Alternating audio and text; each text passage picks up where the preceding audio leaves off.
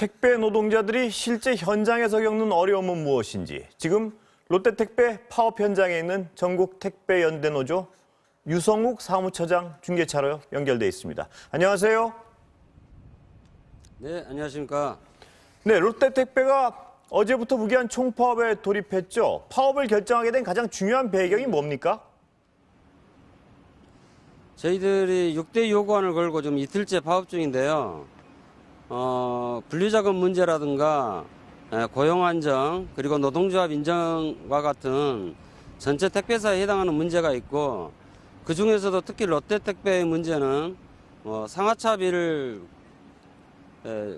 걷는다거나 또는 페널티를 부과한다거나 이런 문제들, 그 다음에 가장 핵심적인 문제로는 수수료를 삭감한다는 문제입니다. 더욱이 1년에 심한 경우는 3차례나 수수료를 삭감당하고 있기 때문에 이 절박하고 시급한 문제는 더 이상 미룰 수가 없는 아주 위급한 문제다, 이렇게 생각하고 총파업을 결정하게 되었습니다. 네, 하나하나 좀 구체적으로 여쭤보겠습니다. 먼저 코로나로 인해서 물량은 네네. 많이 늘었고요. 회사 차원에서도 영업이익도 네. 늘었는데 택배기사분들이 받는 건당 배송 수수료가 줄였단 말씀이시죠? 이유가 뭔가요? 네, 그렇습니다.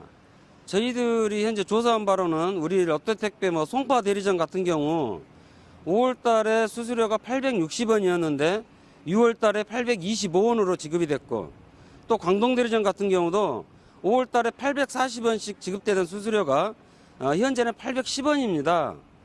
지금 롯데는 대리점 지원금을 깎는다라고 이야기를 하고 있지만 그 모든 피해는 우리 택배 노동자들에게 전가되고 있고, 더욱이 롯데택배 노동자들의 하루 평균 노동시간이 15시간이 넘습니다.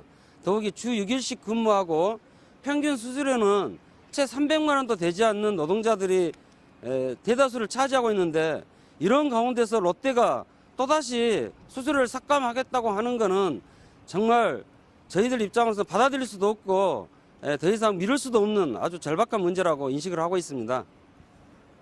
네, 사무처장님도 현장에서 직접 일을 하고 계신 걸로 알고 있는데요. 올해만 13명이 네네, 과로사한 맞습니다. 것으로 추정되고 있는데 현재 평균적으로 하루 배달량이 얼마나 되시나요? 저는 한 300개에서 350개 정도 배달하고요. 그 정도를 배달하려면 일반 국민들은 잘 이해가 안 가시겠지만 오전 6시 정도에 출근해서 분류 작업을 한 6, 7시간 하고요. 그래서 배송을 시작하게 되면 저녁 한 8시, 늦으면 저녁 9시까지 배송을 해야 되는 그 정도 물량입니다. 모르시는 분들 중에는요, 사정을. 일이 많아지면 수입도 많아지는 거 아닌가. 이렇게 생각하는 분들도 있습니다. 네네. 어떻습니까? 네네.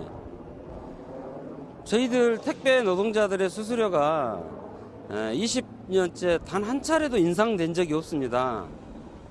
이렇게 비정상적인 수수료 체계에서 일이 늘어난다는 것은 저희들에게 과중한 노동시간이 부담되는 거고, 그래서 밤늦게까지 일을 할 수밖에 없는 상황에 내몰리게 된 거고, 그래서 올해도 13분의 우리 동료 택배 기사들이 과로사로 숨지는 이런 안타까운 일이 발생하는 원인 중에 하나가 아니었는가, 저희들은 이렇게 생각하고 있습니다.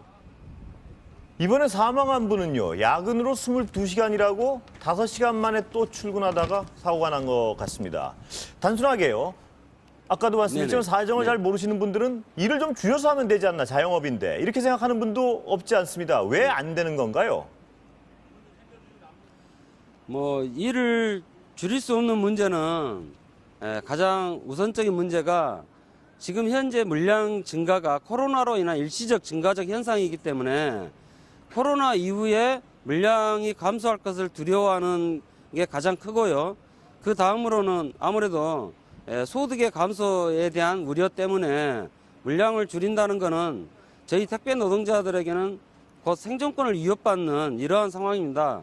그래서 물량을 줄이는 문제는 저희들의 적정한 수수료가 보장되는 그런 사전적 조치가 먼저 선행이 된 이후에 물량이 저희들에게 적정하게 배분되는 이러한 방식의 논의가 맞다라고 저희들은 생각하고 있습니다. 네, 택배 노동자분들이 지금 현장에서 가장 힘들어하는 부분을 꼽는다면 뭔가요? 뭐 아무래도 방금도 말씀드렸다시피 저희들에게 가장 힘든 거는 무엇보다 장시간 노동입니다.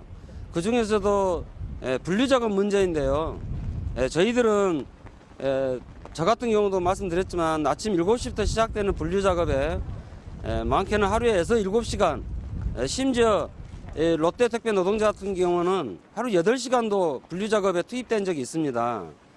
그리고 나서 저희들은 저희들의 본업인 배송 작업을 또 해야 되기 때문에 뭐 아주 야간까지 심지어는 새벽까지 배송하는 일이 벌어지게 되는 일이 발생하게 되는 거고요.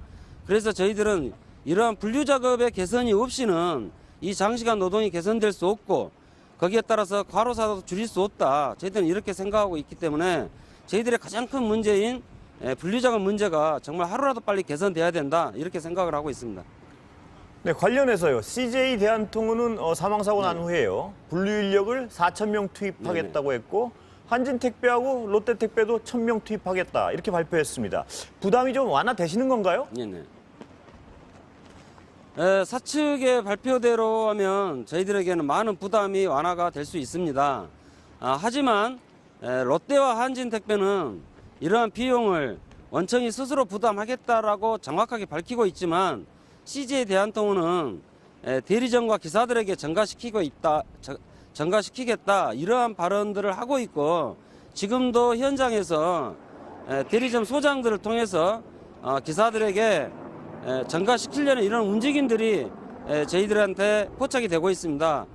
그래서 저희들은 어쨌든 민간공동위원회가 하루라 빨리 소집이 돼서 그러한 틀 속에서 이러한 후속 조치와 이후 실행 계획들을 현장에서 함께 논의하고 설계해 가는 게 바람직하지 않을까 이렇게 생각을 하고 있습니다. 처장님, 그 택배 노동자가 과로사에도 산재 적용을 받지 못하는 경우가 대다수인데요. 산재 보험 가입은 가능한데 실제로 가입된 경우가 절반도 안 된다고 합니다. 이유가 뭔가요? 아무래도 그 대리점에서 산재 적용제 신청서를 강요하는 경우가 대다수입니다. 더욱이 택배 일을 처음 하시는 분들에게 심지어는 계약서와 함께 산재 적용제 신청서를 들이밀면서 강요하는 경우가 굉장히 많기 때문에 저희들이 파악한 바로는 현재 택배 노동자들의 산재 가입률이 10%도 채 되지 않고 더욱이 입직 신고를 한 경우에도 방금 말씀드린 것처럼 대리점들의 적용제 신청서 강요로 인해서 정말 극히 낮은 산재 가입률을 보이고 있는 게 현재 택배 현장입니다. 이 지금 드리는 질문하고도 좀 관련된 것 같은데요. 대부분의 택배 노동자들이 자영업자 형태로 일하고 계시죠. 이른바 특수고용 노동자이기 네네. 때문에 받는 불이익이 큰 것 같습니다.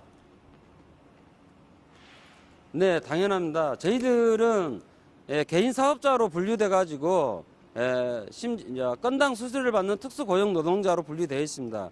그렇기 때문에 방금 제가 말씀드린 많은 문제들, 수수료가 20년 동안 한 차례도 인상되지 않는 문제, 하루에 14시간 이상씩 장시간 노동을 하는 문제, 그리고 현장에서 과로사로 숨지는 이런 문제들이 전혀 법의 보호를 받지 못한 특수고용자 노동자의 신분인 저희들의 이런 법적인 열악감 때문에 생기는 문제지 않은가 이렇게 생각을 하고 있습니다.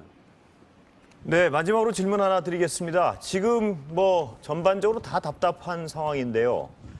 가장 시급한 거 한 건만 좀 더 강조를 해주시고 오늘 말씀 여기까지 여쭤보겠습니다. 네네. 저희들은 무엇보다도 이번에 분류작업의 인력 충원의 사측의 이러한 대책들에 대해서 대단히 환영을 하는 바이고요. 이러한 대책들이 현장에서 정말 제대로 약속을 지켜지기를 바라고 더욱이 이러한 문제들이 법과 제도로서 완성되기 위해서는 이번에 이낙연 대표가 말씀하신 생물법이 연내 처리하겠다는 약속이 반드시 지켜져서 저희 택배 노동자들이 법적으로 보호를 받는 그런 시대가 빨리 다가왔으면 좋겠습니다. 네, 오늘 말씀 감사합니다. 네, 고맙습니다.